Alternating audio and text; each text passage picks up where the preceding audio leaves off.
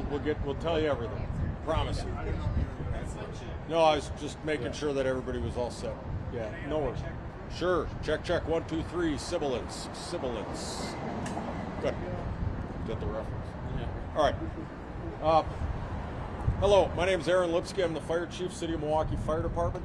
I'm joined by my hazmat team director, Captain Thoreau, and some other folks here from A-Salon and 908 Devices. And what we are here to talk about is an incredible piece of technology that is going to assist in keeping the RNC safe, but not just the RNC. There are applications far beyond the RNC for this. And in the fire service, we cover an awful lot of hazardous materials work, meaning chemicals that can get out of the containers that they're supposed to be in and can cause all kinds of trouble just in normal manufacturing processes, in transporting of these chemicals. And this device here, which looks and acts a lot like a very well-behaved dog, actually is going to help us in this mission. We were fortunate enough in trying to keep the budget somewhat realistic and manageable for this to not have to purchase one of these for the RNC, but we were fortunate enough to partner with some of our federal agency partners and with the folks who you're going to hear from to bring this in town. I'm not going to get into the nuts and bolts of what this is. I'm going to let my hazmat team and the experts talk about that. But we are exceptionally happy to have this here.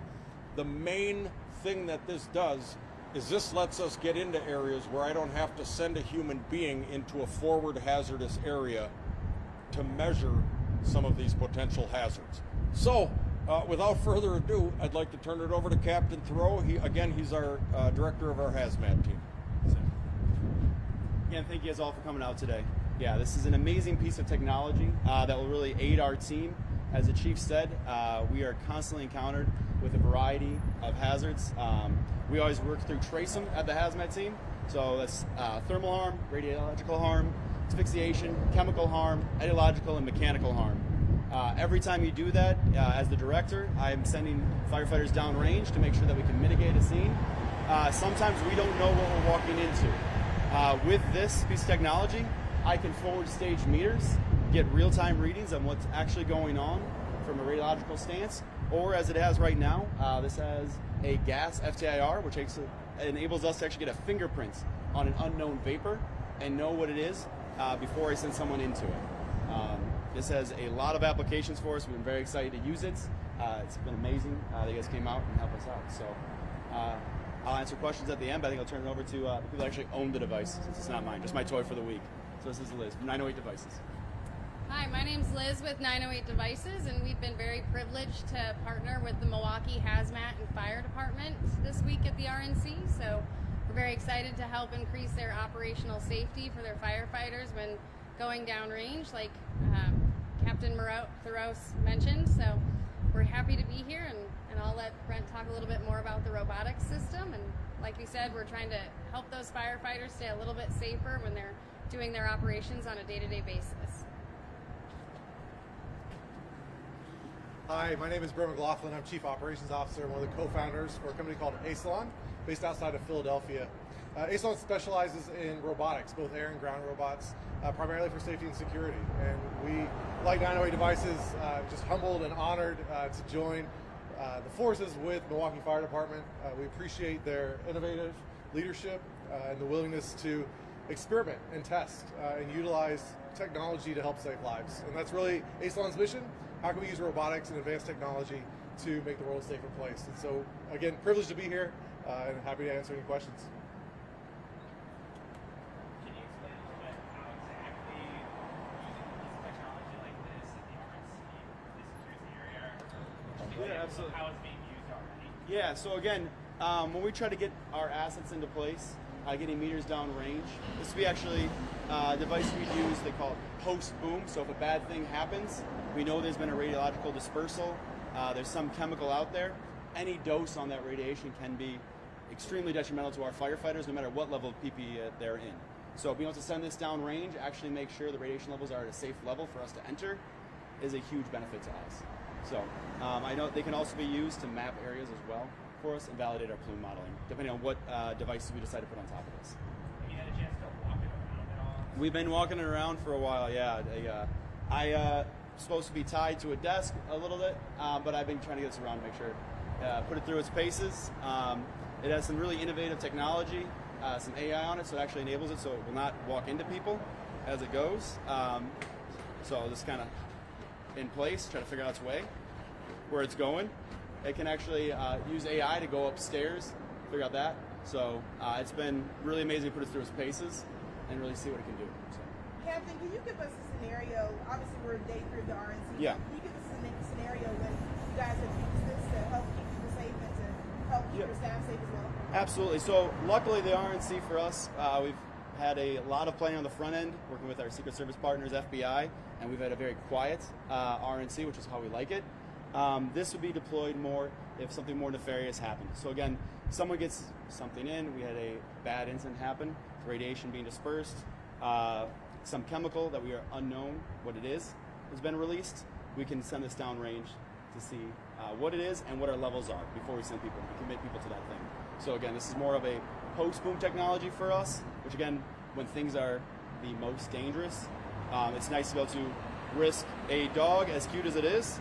I'd much rather risk this piece of device than any of our firefighters going downrange. This can validate what we're suspecting and then actually start mitigation efforts. Hopefully that answers your question. Thank you. Yeah, absolutely. Can you tell a little bit about the partnership between the fire department? Obviously, this is going to be important. Is this going to be something long-term with the fire department? I'm hoping so. Yeah. So the Milwaukee Fire Department, we're a Type 1 team for the state of Wisconsin. There's only 2 of those in the state of Wisconsin. So we split responsibilities. So the Milwaukee hazmat team, obviously, we're committed to Milwaukee. That's our home. But we go anywhere in the state for any major release with a specialty in radiation, anything with a criminal nexus, unknown ID. So given that mission set for the state of Wisconsin, has a lot of applications. Train derailments could go into any kind of, as the chief said, if you've seen it before, can mitigate stairs. We can send it into industry. There could be any ticks, so toxic industrial chemicals, or anything more nefarious as well. So. This for the 908 team. As far as, obviously, this is really advanced here. How much does something like this cost? So it can range from a different platform depending on which type of sensors you have on it. You're talking about somewhere between $100,000 and $200,000. It really just varies a little bit depending on what the operational requirements are, but we've been really excited and proud to partner with Milwaukee Fire and Hazmat to be able to provide these solutions. So as 908 Devices and Asalon, that's our #1 goal, is to increase operational safety for our operators and the public, and so that's always our mission. And we're here on a volunteer basis, and we've just been honored to have this partnership as we were invited in by Milwaukee Fire Hazmat, and so we're really thankful for that opportunity to help provide additional safety to the community and their operators here. Does the hazmat team have plans to reacquire more? Again, we're always looking to find ways to keep our firefighters safe. I put the proposal, again, we have really innovative leadership that's always looking to be on the cutting edge of things, as long as it's science-based and actually meets the merit. So as a director, I'm looking for those capabilities, and I think the chief's on board. And the captain's trying to be coy and not commit me to spending $200,000 here. But I'll tell you this much, it's very rare that such a high-end piece of technological equipment like this would just be basically given over to us for real-world usage in some potentially pretty hazardous situations if the bad would occur. For us to be able to see this, I can tell you that we will very much be digging into grant opportunities and any other funding solutions to try to get our hands on this. Anything we can do to keep our firefighters from having to be the canary in the coal mine to go in to see if something's bad. How long have preparations for the RNC been going on between fire and hazmat here in Milwaukee? Oh, geez, couple of years, and it just kind of dovetailed into what we had going for the DNC, and these folks are training every day on the latest and greatest potential threats. I know you showed me earlier of what happens if it runs into an obstacle, but what happens if it were to with something or something were to come over and give it a kick? Well, I don't like to I'm kick not a dog. kicking. Yeah, I'm not one to kick a dog, so We'll let the owner kick it. Yeah. So one of the main benefits of the ground robot, we call it a quadruped because it has 4 legs, is the all-terrain capability, the stability that it can maintain over very different terrains. And that also translates over into perturbations that it can encounter. And so if you come over and press on the robot, it'll stabilize itself. If you give it a hard enough press, it'll move and restabilize. But again, it can navigate all sorts of terrains, go up and down stairs, over curbs, uneven terrain, collapsed buildings. We've seen examples of other fire departments using robots to do exactly that. Does it have a nickname or anything? So Aslon calls it Drone Dog. It's based on the Spot platform from Boston Dynamics. So we use those a bit interchangeably. with the Dalmatian, we've been calling Spot all week. Spot. Yeah, it's fire department. Yeah, Spot.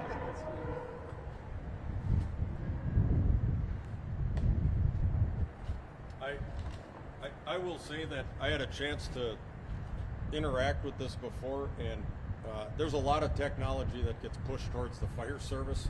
Anything with technology, there's a lot of excellent uses for technology, but a lot of it ends up being too clunky for prime time. I was able to make this thing move around and do whatever I needed it to do in about 15 seconds with just simple instructions. We call that firefighter proof. And they made it firefighter proof. So we can't thank them enough for the partnership.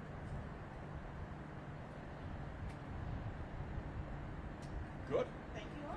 Thank you. guys for Really coming out. appreciate your interest. Thank you. Good day. And you can film it. It Yeah. doesn't run into the street, so that's good. It doesn't. How fast does it go? How fast does it go? Yeah, so the robot runs about 3.5 miles per hour. Battery life's about 90 minutes. It also has sensors on it for 360 obstacle avoidance. So it's able to maintain basically a buffer zone around the robot to make sure it doesn't run into any obstacles.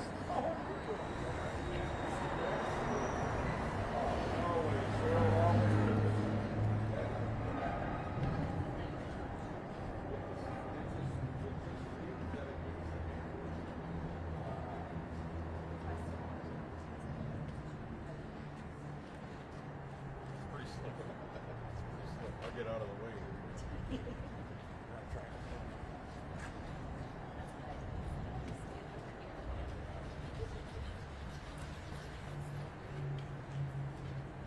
Yeah, it's pretty great. Yeah. So this video game, yeah, it's pretty simple. It's like a video game. It's not working. Yeah. Yeah, it's giving another wiggle. Oh yeah.